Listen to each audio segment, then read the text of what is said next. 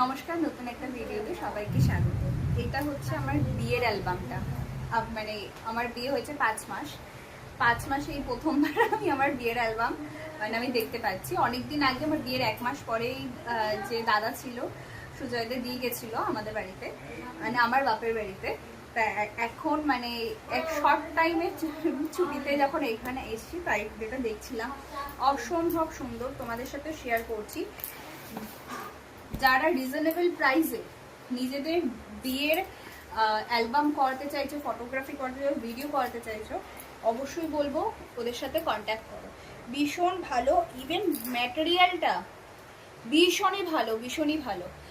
এই বাজেটে যে এত সুন্দর ম্যাটেরিয়াল দেওয়া যেতে পারে, সেটা যদি আমার বিয়ের অ্যালবামটা ওদের দিয়ে না করাতাম আমি সত্যিই জানতে পারতাম না। এটা আমার বিয়ের, এটা ফ্রন্ট ডেটটা এবার দেখাচ্ছি। ভেতরে এরকম আমি কারোরটা কখনো দেখিনি।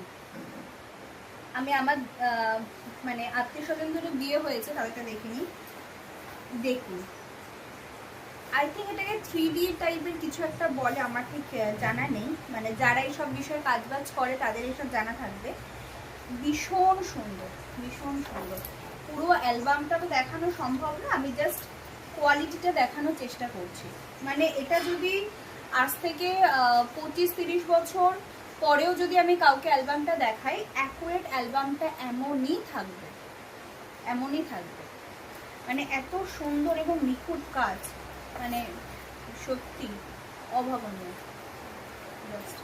আমি আর একটা পাতাও ফোন দেখাবো। আমার বৃদ্ধির লুক ছিল এটা।